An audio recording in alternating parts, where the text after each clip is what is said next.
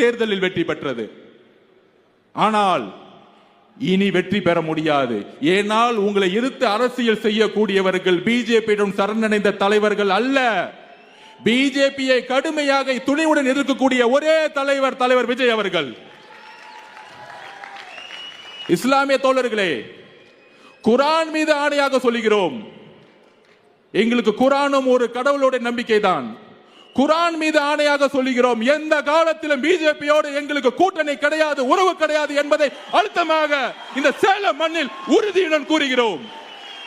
அந்த சந்தேகத்தை தூக்கியதான் சேலம் மாநாட்டில் 1944 பெரியார் அவர்கள் தீகா உருவாக்கிய பொழுது எங்கு அமைத்தாரோ, எந்த கட்டமைப்பை உருவாக்கினாரோ, எந்த மதவாதத்தை எதிர்த்து உருவாக்கினாரோ, எந்த சாதியை எதிர்த்து உருவாக்கினாரோ அதே மண்ணில் நாங்கள் முழக்கமிடுகிறோம்.